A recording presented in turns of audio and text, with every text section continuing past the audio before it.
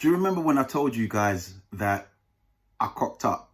I messed up, had a few hiccups here and there, right? During this whole challenge, I've had a few hiccups, but I'm going to tell you about one today. Hi guys, hope you guys are well and taking good care of yourselves. Thank you again for joining me on another video. Before I get into the video, I want to first say this. No matter your situation, whether it's in business or in life, every problem has a solution. No matter whether it's in business or it's in your personal life.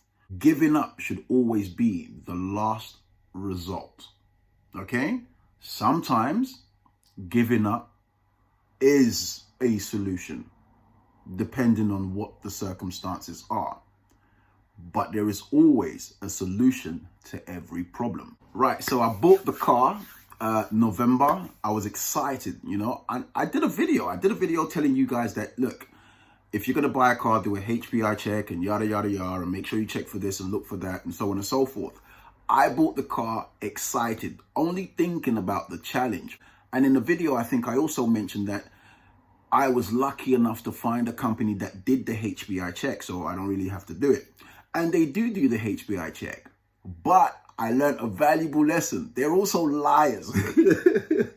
They're also liars. Like, these guys put the categories on the cars that were severely damaged. However, everything else, they left out the categories on the cars. It didn't seem like any of these cars were categorized or registered as salvage, right? I put my trust in them saying they do the HPI check and they display everything. So I bought the car. I took you guys there, showed the car to you. Everything was A-okay with the car. It looked brilliant. I mean, the only problem or damage that there was to the offside, which is the passenger side fog light.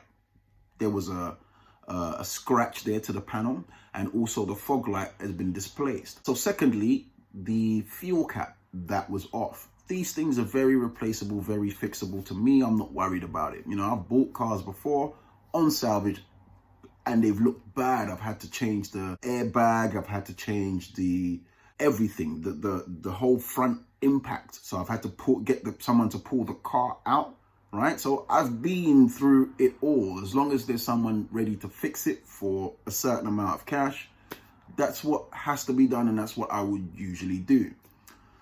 So in this situation, I got the car, got it home, drove it home, and then I started to notice that, hold on a minute, it's losing power here and there. I did a little research. What it said was that the power that it was losing may be due to a clogged air filter somewhere. So better to get the service done or get all the filters cleaned or replaced, right?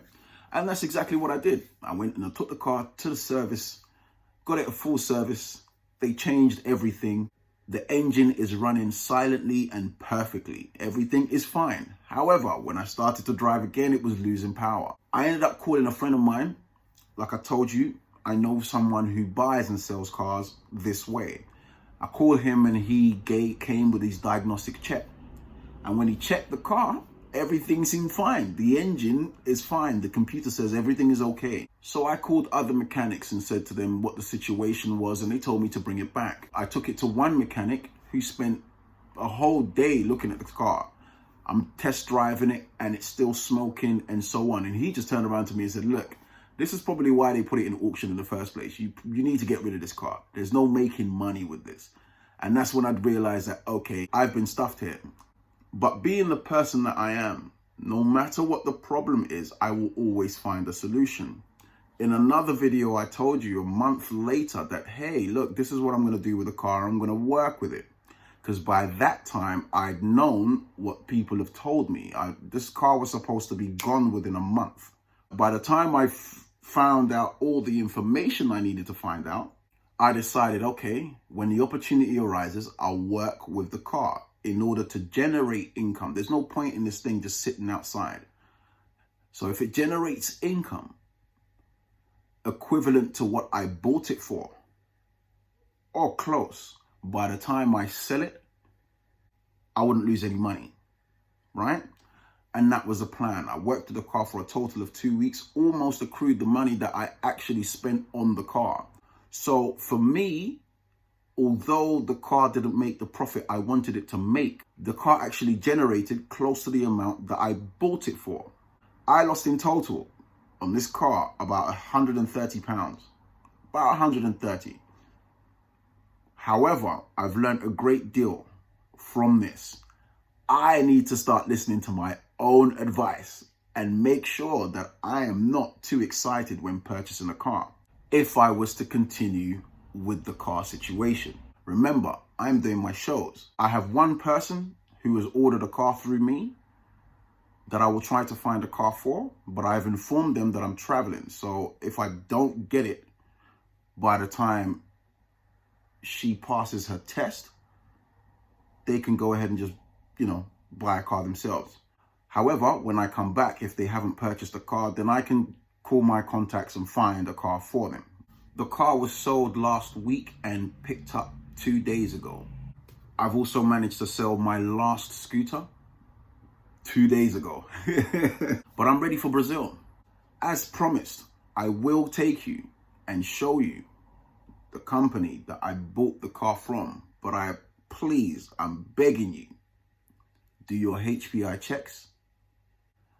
Take a mechanic or talk to a mechanic prior to bidding. When you bid, pay attention to the way the money goes up if you are bidding on something. Pay attention to how that money goes up. If it's going up a bit too much, stop bidding.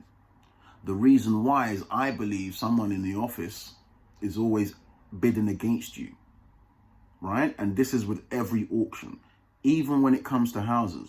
If I was selling my house in an auction, best believe I'll be there bidding against you so you can go up higher. This is what people do, so you need to be careful. I have a confession, right? If you have scrolled down the channel, you would have seen some videos, some music videos. Some of those I did myself. I actually have a DSLR. I've been doing this on my phone, and there is a reason for it. If I'm here to inspire, I want everybody out there to see me as one of them. I'm no different to you. If I can do this on my phone, so can you. I'm well aware that I'm a big black guy. I don't have breasts and I don't have a vajayjay. So for me, it will take a little longer.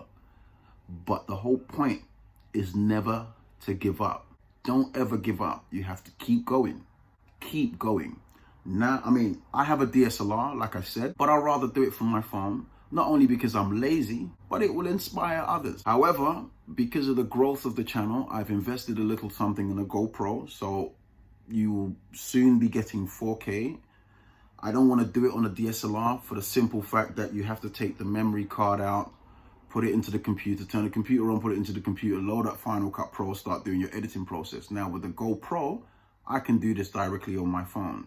So when we get to Brazil, you'll get some 4K footage. When I get back, you'll get some 4K footage. Hopefully I'm used to it by then to get you the right quality of videos for this channel. I hope you guys take good care of yourselves. It's now starting to get sunny again. And yeah, I'll see you guys in the next video.